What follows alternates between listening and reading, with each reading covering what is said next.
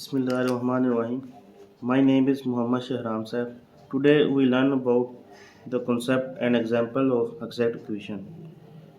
सबसे पहले हम यहाँ पर एग्जैक्ट इक्वेशन को डिस्कस करते हैं कि हमारे पास जो डिफरेंशियल इक्वेशन गिवन है क्या वो एग्जैक्ट है या नहीं, तो उसका प्रोसीजर क्या है इसको चेक करते हैं। The differential equation M of x Y D x plus N of x Y D Y is equal to zero is an exact equation if and only. ये वही डिफरेंशियल इक्वेशन एग्जैक्ट इक्वेशन कब होगी, जब आपने क्या करना है, इस m वाली वैल्यू का पार्शियल लेना विद रिस्पेक्ट टू y और इस n वाली वैल्यू का पार्शियल लेना विद रिस्पेक्ट टू x। अगर तो ये दोनों पार्शियल बराबर आ जाएं तो इसका मतलब ये वाली इक्वेशन क्या होगी, आपके पास एग्जैक्ट इक्वेशन होगी। Where the function m of x y and n of x y have continuous first order partial derivative. तो ये जो m ऑफ एक्स वाई और n ऑफ एक्स वाई है ये हमारे पास फर्स्ट ऑर्डर पार्शियल डेरिवेटिव्स होंगे। तो एग्जैक्ट इक्वेशन को चेक करने का तरीकाकार यही है कि आपने क्या करना है, partial m by partial y find करना है और partial n by partial x find करना है। दोनों बराबर आ जाएं तो आपके पास वो इक्वेशन एग्जैक्ट इक्वेशन होती है। तो नेक्स्ट इसके सोल्यूशन की तरफ चलते हैं कि आपने इसका सोल्यूशन किस तरह से कैलकुलेट करना है। तो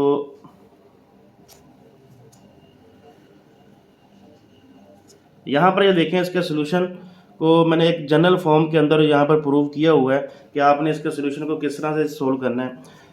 If m of x y dx plus n of x y dy is equal to 0 is an exact equation। अब यहाँ पर एक डिफरेंशियल इक्वेशन गिवन है, तो ये एक डिफरेंशियल इक्वेशन एग्जैक्ट इक्वेशन है। तो इसको आपने नेक्स्ट किस तरह सोल्व करना है, then there exist a function f of x y such that। तो हमारे पास एक डिफरेंशियल, ये टोटल डिफरेंशियल होल्ड करता है जो किसके बराबर है, partial f by partial x dx plus partial f by partial y dy। तो ये वाली वैल्यू जो है ये हमारे पास किसके बराबर होगी, m ऑफ एक्स वाई, और ये हमारे पास किसके बराबर है, n ऑफ एक्स वाई। ठीक है, और आगे इसको लिख दिया है therefore partial f by partial x is equal to m and partial f by partial y is equal to n। ठीक है, तो m वाली वैल्यू जो होगी partial f by partial x वाली होगी, और जो n वाला फंक्शन होगा वो क्या होगा, partial f by partial y। जब हमने एग्जैक्ट चेक करनी है, जब ये डिफरेंशियल इक्वेशन चेक करते हैं हम, तो हम ये इसका partial with respect to y लेते हैं, इसका partial with respect to x लेते हैं। अब इन दोनों के बारे में आपने कंफ्यूज नहीं होना, वो सिर्फ हम क्या करते हैं यहाँ पर, जब इसका partial m by partial y और partial n by partial x है, तो ये जस्ट हम चेक करने के लिए लेते हैं कि ये हमारे पास एग्जैक्ट इक्वेशन है या नहीं है। नेक्स्ट इसके सोल्यूशन के अंदर ये m की वैल्यू ये partial f by partial x है और n की value partial f by partial y है, क्योंकि डी एक्स वाई के साथ हमारे पास partial F by partial X होगा, डी वाई के साथ हमारे पास partial F by partial Y होगा। अब यहाँ पर ये देखें, इसको इक्वेशन नंबर 1 का नाम दे दिया, इसको हमने इक्वेशन नंबर 2 का नाम दे दिया। अब हमने यहाँ पर क्या करना है कि इस 1 इक्वेशन को इंटीग्रेट करना है विद रिस्पेक्ट टू एक्स। क्या लिखा हुआ, integrating partial F by partial x is equal to m with respect to x. तो इसको जब हमने इंटीग्रेट करना है विद रिस्पेक्ट टू एक्स, तो क्या बन जाएगा, we have f of x Y is equal to, अब इसके साथ मैंने इंटेग्रल का साइन लगा दिया है, d x plus h of y. ये एच ऑफ वाई हमारे पास क्या है, जब हम किसी भी फंक्शन को इंटीग्रेट करते हैं तो हमारे पास एक कांस्टेंट आता है, यहाँ पर कांस्टेंट की जगह क्या मेंशन कर दिया, एच ऑफ वाई। आगे इसके बारे में लिखा हुआ है, the constant of integration h of y is an arbitrary function of y. ये कोई भी आर्बिट्ररी फंक्शन है वाई का, since it must vanish under differentiation with respect to x. तो जब इसको with respect to x differentiate करेंगे तो ये आपके पास वैनिश हो जाएगा, खत्म हो जाएगा। अब नेक्स्ट आपने इसके सोल्यूशन के अंदर क्या करना है, ये जो आपने इस 1 को with respect to x integrate किया है, तो हमारे पास ये एक फॉर्म बन चुकी है इक्वेशन नंबर 2 की फॉर्म में। तो अब आपने क्या करना है, इस 2 को डिफरेंशिएट करना है विद रिस्पेक्ट टू वाई। सबसे पहले क्या करना है, इंटीग्रेशन करनी है इसकी विद रिस्पेक्ट टू एक्स, तो बाद में जो हमारे पास आंसर आएगा उसको आपने डिफरेंशिएट करना है विद रिस्पेक्ट टू वाई। अब यहाँ पर ये देखें, इक्वेशन नंबर लिखा differentiating 2 with respect to y we get. उस इक्वेशन नंबर 2 को जब वाई के रिस्पेक्ट डिफरेंशिएट करेंगे तो लेफ्ट साइड पर क्या आएगा, d partial F by partial y is equal to, अब ये जो एम वाली वैल्यू थी पीछे जो इंटीग्रल लगाया था हमने, उसके साथ मैंने क्या लगा दिया, partial by partial y plus h dash of y. ये एच डैश ऑफ वाई क्या है, यहाँ पर हमारे पास जो लास्ट पर एच ऑफ वाई था उसका जब with respect to y derivative लेंगे तो ये एच डैश ऑफ वाई बन जाएगा। ठीक है, तो ये तो जनरल फंक्शन, तो इसीलिए इसके साथ हमने क्या कर दिया, पार्शियल बाय पार्शियल वाई लिख दिया। जब इसको क्वेश्चन करेंगे तो हमारे पास कोई एक आंसर उसका निकलेगा। नाउ कंबाइनिंग 2 and 3, ये हमारे पास इक्वेशन नंबर 3 है। और इक्वेशन नंबर 2 कौन सी, अच्छा ये partial F by partial Y की वैल्यू है।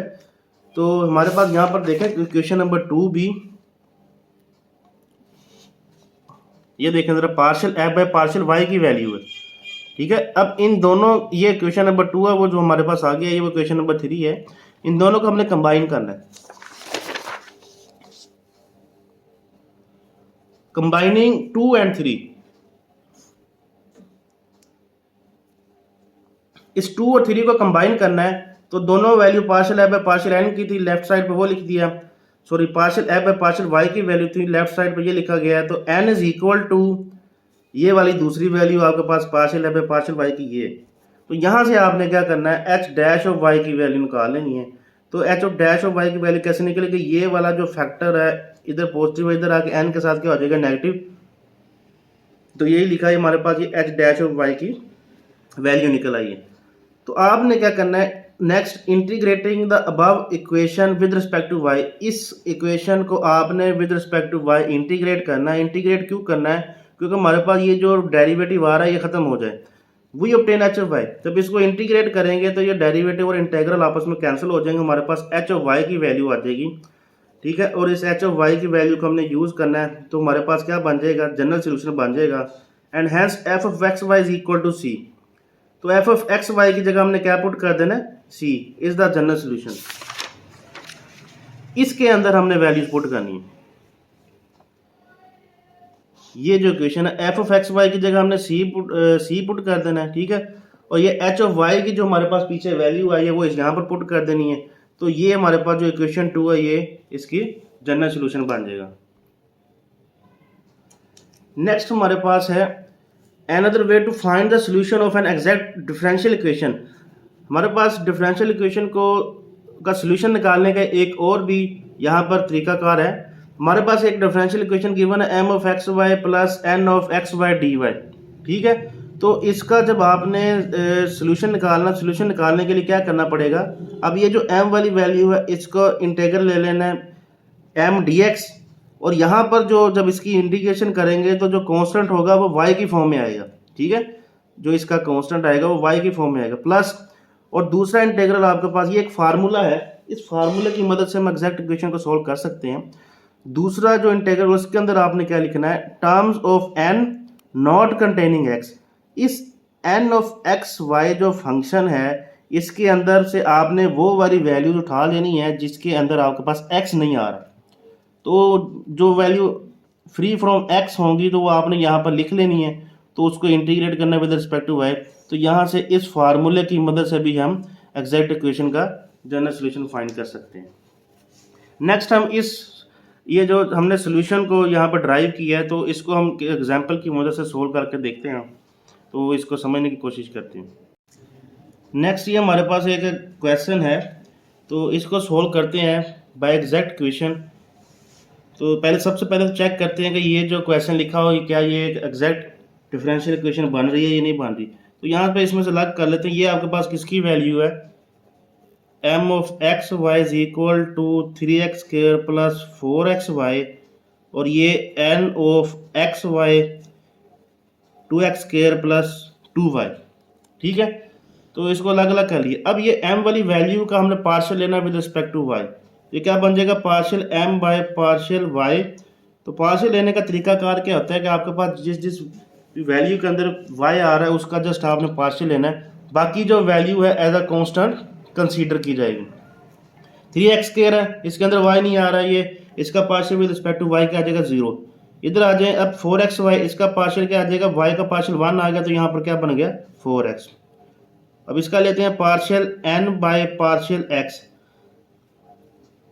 तो इस वैल्यू का पार्शियल क्या बन जाएगा 4x, और यहाँ पर जब इसका हम पार्शियल x के रिस्पेक्ट ले रहे हैं तो y वाली वैल्यू यहाँ पर क्या होगी 0। This implies that partial m by partial y is equal to partial n by partial x। तो ये दोनों आपके पास देखें दोनों का आंसर क्या है 4x, दोनों इक्वल आ गए।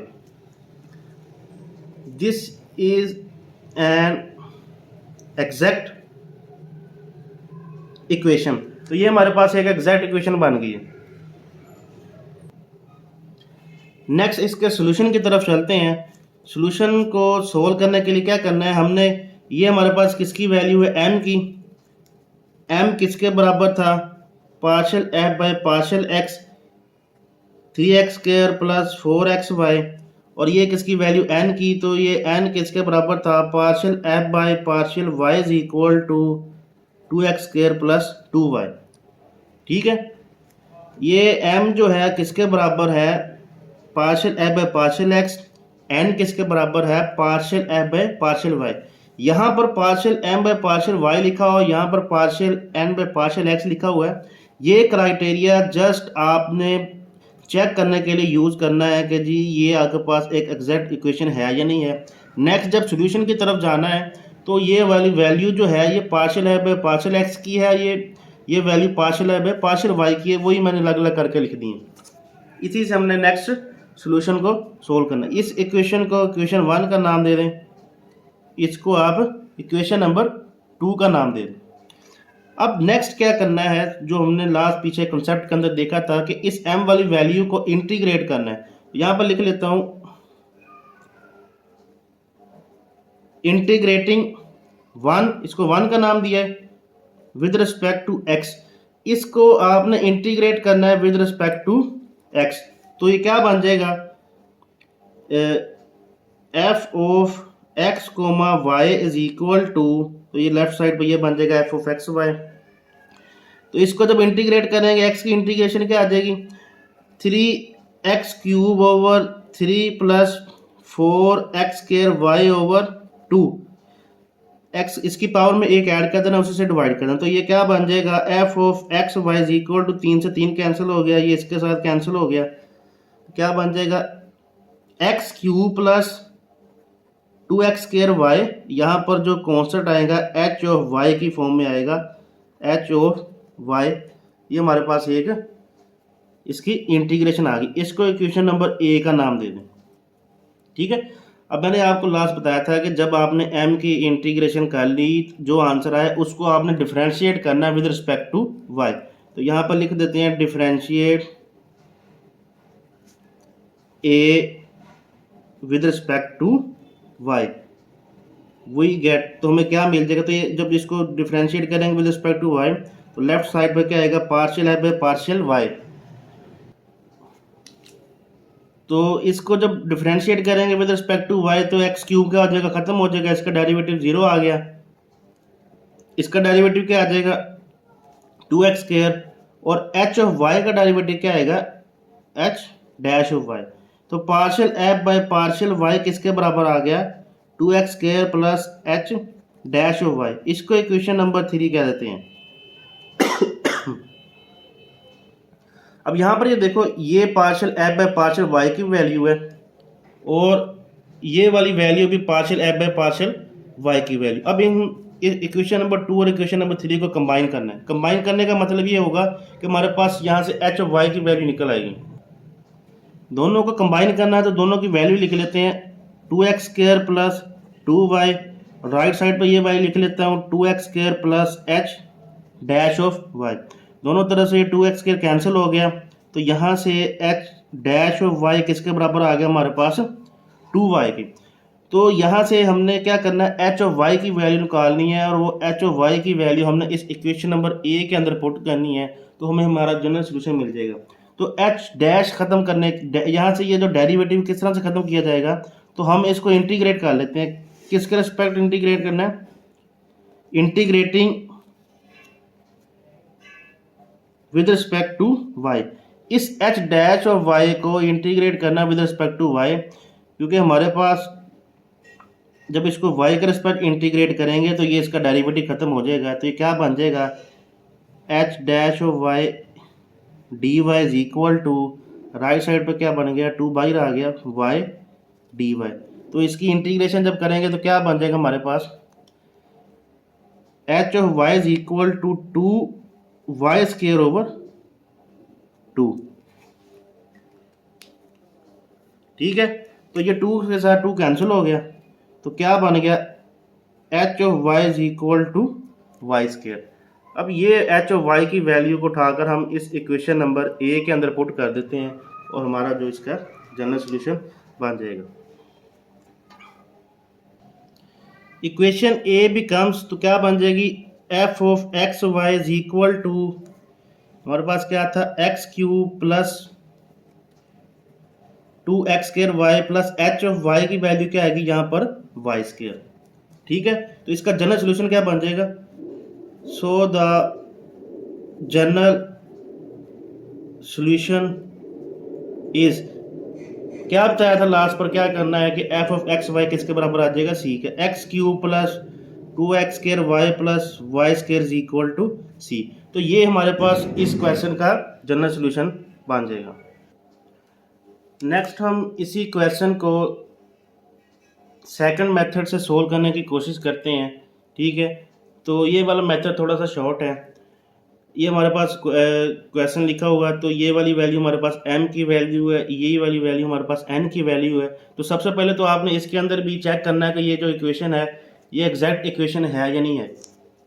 तो इसका पार्शियल लेना विद रिस्पेक्ट टू y, इस n वाली वैल्यू का पार्शियल लेना विद रिस्पेक्ट टू x। तो देखना दोनों बराबर आने चाहिए, ये दोनों इक्वल आ गए तो इसका मतलब ये आपके पास एक एग्जैक्ट इक्वेशन बन चुकी है। तो इस एग्जैक्ट इक्वेशन का सोल्यूशन किस तरह से फाइंड करना है, सेकंड मेथड के अंदर मैंने आपको एक फार्मूला बताया था, और फार्मूला क्या है, integral m dx plus integral terms of n not containing x।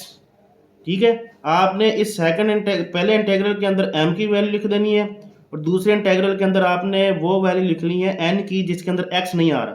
तो यहाँ पर आगे देखें ज़रा, मैंने इसको मेंशन किया हुआ है, m की वैल्यू तो आपके पास यही आ गई, ये जो हमारे पास लिखी हुई है 3x स्क्वायर प्लस 4xy। ठीक है, ये है यहाँ पर m की वैल्यू मैंने लिख दी, plus terms of n not containing x। आपने यहाँ पर इस इंटेग्रल के अंदर वो वैल्यू लिखनी है जिसके अंदर x वाली वैल्यू कोई भी नहीं आ रही। ठीक है, तो आपने देखना n ऑफ एक्स वाई जो फंक्शन है इसके अंदर जो फ्री फ्रॉम x है वो वैल्यू लिख देनी। अब ये जो इसके अंदर तो x आ रहा है, इसके अंदर x नहीं आ रहा, तो आपने यहाँ पर इस इंटेग्रल के अंदर ये वैल्यू लिख देनी। तो आगे इसको इंटीग्रेट करेंगे तो हमारे पास इसका जनरल सोल्यूशन आ जाएगा। तो यहाँ पर 3x स्क्वायर की इंटीग्रेशन क्या आ गई, एक्स क्यूब ओवर 3, यहाँ पर x इसको इसके x के रिस्पेक्ट इंटीग्रेट करना है तो x की इंटीग्रेशन क्या आ गई, एक्स स्क्वायर ओवर 2, और यहाँ पर y की integration with respect to y क्या आ गई, वाई स्क्वायर ओवर 2। तो 2 से 2 कैंसिल हो गया, 3 से 3 कैंसिल हो गया, इस 2 को 4 से कैंसिल कर देंगे तो ये X cube plus 2x square Y plus Y square is equal to C. तो यही हमारे पास इसका जनरल सोल्यूशन निकल आएगा, क्योंकि हमारे पिछले मेथड की मदद से हमने यही आंसर निकाला था, तो इस मेथड की मदद से हमने यही वाला आंसर निकाल लिए। तो ये वाला मेथड थोड़ा सा शॉर्ट है, फार्मूला लगा करेंगे तो शॉर्ट हो जाएगा। वो एक हमारे पास एक एग्जैक्ट मेथड है कि आपने उस एग्जैक्ट इक्वेशन को किस तरह से सोल्व करना है, यानी कि उसके अंदर हम स्टेप बाय स्टेप चलते हैं। यहाँ पर हमने क्या करना है, इसके अंदर एक फार्मूला लगा देना है। वीडियो अच्छी लगे तो लाइक करें, शेयर करें एंड सब्सक्राइब करें। शुक्रिया, अल्लाह हाफिज़।